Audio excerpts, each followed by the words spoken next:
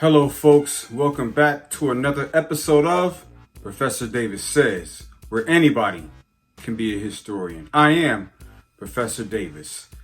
So this is a culmination of the series we've been on called HBCUs, the 21st century, and why they're relevant.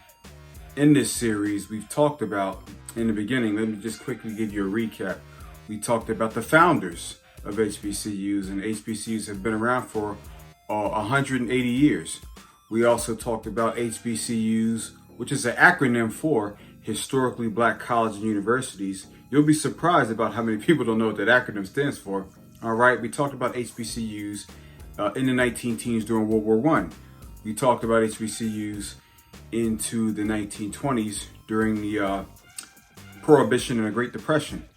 We talked about HBCUs during World War II, civil rights in the 1960s. We talked about HBCUs the last episode when it came down to the 20th century.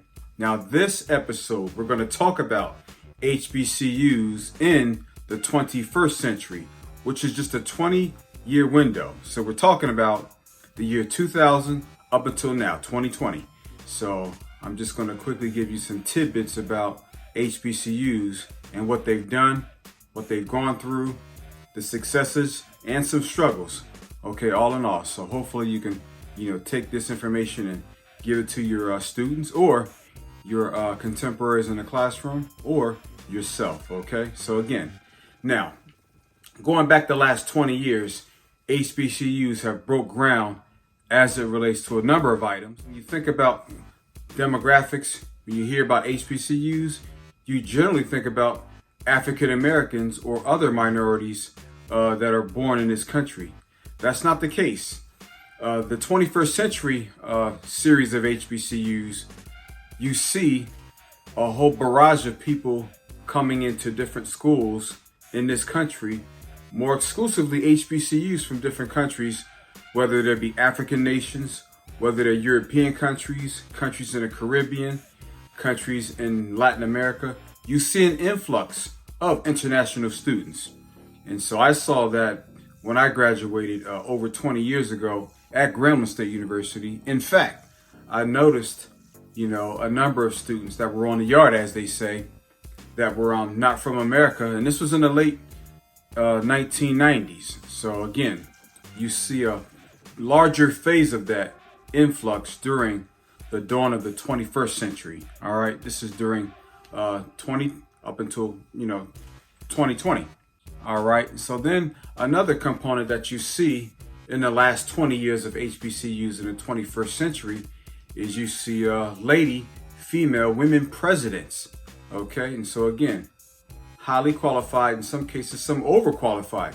You see a large number of women. Tuskegee University has a distinguished president, that's a lady. Also, Norfolk State University, Tennessee State University, and in Little Rock, Arkansas, they have another distinguished community leader, President Regina Favors. So there's a number of other HBCUs that have women as presidents. And so this is groundbreaking, culture shifting, and it's for a good reason, and it's long overdue. Okay, so some of the other components that we can talk about, strides and strengths in the 21st century for HBCUs, we're talking about the influx of different programs.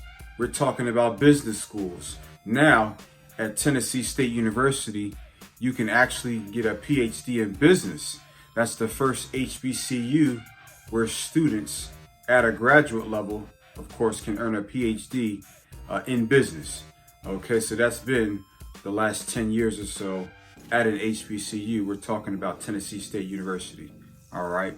And so also HBCUs have been known to open up other windows in terms of bridging the gaps between themselves and other PWIs. And so you see a lot of unique relationships being formed between PWIs, and for those who don't know, that's predominantly white institution, whether it's the University of Oregon, whether it's Penn State, whether it's LSU. You see these bridges being forged between HBCUs and PWIs. So you see that in the 20th century, but it grows stronger in the 21st century. we begin to see an influx of that moving forward. Also, in terms of HBCUs during this millennia, you see a problem that has persisted from the 20th century.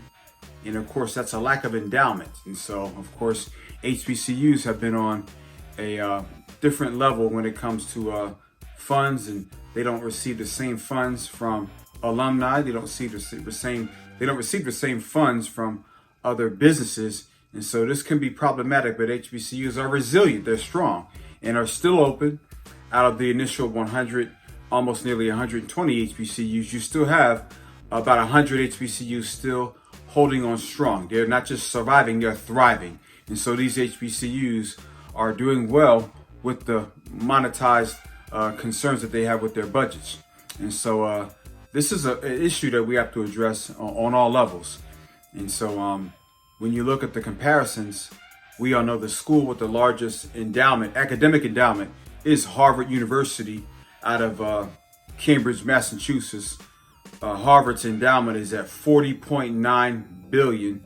And I repeat that, $40.9 billion. That was their endowment, if my data serves me correct.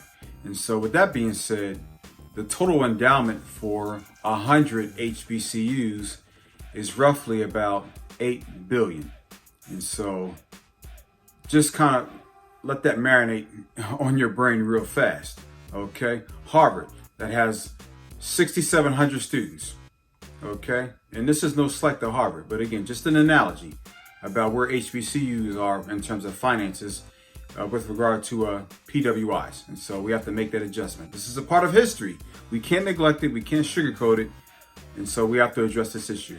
HBCUs are thriving, they're getting stronger, but again, the endowment is an issue that we have to address and talk about.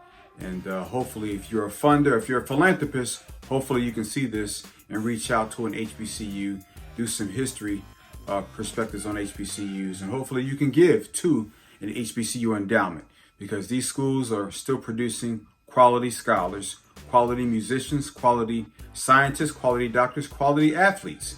Okay, so moving forward, HBCUs have that challenge, but again, they're up to it as they have been. All right.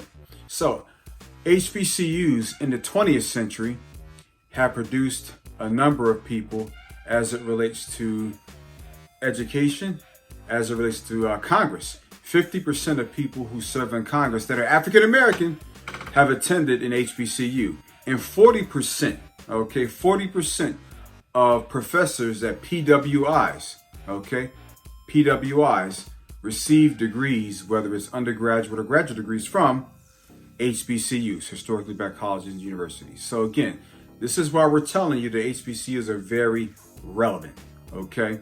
And so we all know this day and this age with COVID-19, novel coronavirus, you know, it's bringing the best out in some of us. In the other area, it's not bringing the best out in some of us. And so with that being said, you know, a lot of people are seeing what we're seeing in the news, and we have to talk about that moving forward. But HBCUs, like we mentioned earlier, have never discriminated against anyone. Okay, so again, if you know anybody that wants to attend an HBCU or know something more about an HBCU, the state of Arkansas has 4 HBCUs. That's Arkansas Baptist College, Philander Smith College, the University of Arkansas at Pine Bluff, and Shorter College. That's just across the river in North Little Rock. All right, so those 4 schools have an interesting body of students, predominantly African American, but you also have a population of Caucasian American, European American, you have a population of Latino American, and you also have populations from other African nations as well. So there's a large concentration of different flavors at HBCU. So don't just think because it's an HBCU, it's just African American students. That's not true. 24% of degree earning students at HBCUs are not African American. 24%, if my data serves me correct. Okay, so we just want you to know these things, that they're still relevant HBCUs in the 21st century. We have to know that moving forward. All right. Now, in closing, I want to say that HBCUs provide an interesting / unique platform. And from my own personal experience, it's priceless. And if I had to do it again, I would. You know, of course, I love the challenge. I'm always up to a new challenge and meeting different people from all over the country, and to see how diverse within the African American experience, but also within the HBCU experience. I've attended a PWI and an HBCU, so I can speak to both cultures in the higher ed realms, or spheres as they say, okay? And HBCUs are the soul of higher education, and I stand by that, okay? So I wanna say thank you for listening. Thank you for viewing this series on HBCUs in their 21st century relevance. Don't forget to hit the thumbs up and subscribe, and remember, Professor Davis says,